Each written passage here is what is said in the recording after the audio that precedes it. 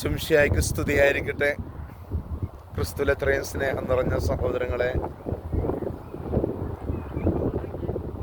Jerusalem നഗരിയിലേക്ക് രംഗപ്രവേശം ചെയ്ത് ഈശോയ്ക്ക് ഓശാന പാടി എതിരേറ്റവർ ഈശോയുടെ പീഡാസഹനത്തിലേക്ക് അവിടെ നമ്മെ ക്ഷണിക്കുമ്പോൾ ഇന്നിൻ്റെ സുവിശേഷം നമ്മളോട് സംസാരിക്കുന്നു. യേശു പറയുന്നു, തൻ്റെ അന്ത്യാത്താഴ സമയത്ത് നിങ്ങളിൽ ഒരുവൻ എന്നെ ഒറ്റിക്കൊടുക്കും എന്ന് ഈശോ അരുൾ ചെയ്യുമ്പോൾ അതാരാണ് എന്നതിനെക്കുറിച്ചുള്ള സംശയം. ഈശോ പറയുന്നു, എന്നോടൊപ്പം താലത്തിൽ കൈയിടുന്നവൻ എന്നെ ഒറ്റുകൊടുക്കും.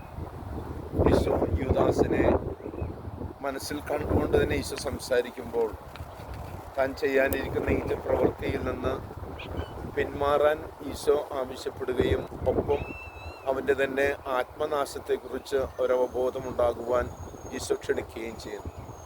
പ്രിയമുള്ളവരെ, ഈ പെസഹായിലേക്ക് നമ്മൾ പ്രവേശിക്കുമ്പോൾ നമ്മൾ മനഃപൂർവ്വം കർത്താവിനെ ദ്രോഹിക്കാതെ വന്നുപോയ തെറ്റുകളെക്കുറിച്ചുള്ള ഒരു മാനസാന്തരം നമുക്ക് സംഭവിപ്പിച്ചുകൊണ്ട് കർത്താവിൻ്റെ പീഡാസഹനത്തിൽ പങ്കുചേർന്ന് ആത്മാവിൻ്റെ രക്ഷയ്ക്ക് വേണ്ടി നമ്മുടെ പാപപരിഹാര പ്രക്രിയകൾ തുടർന്നുകൊണ്ട് അവിടത്തോടൊപ്പമുള്ള ഒരു യാത്രയ്ക്ക്, മഹനീയമായ സ്വർഗീയ യാത്രയ്ക്ക് നമ്മെ തന്നെ ഒരുക്കാൻ അവൾ നമുക്ക് ഇടവരുത്തട്ടെ.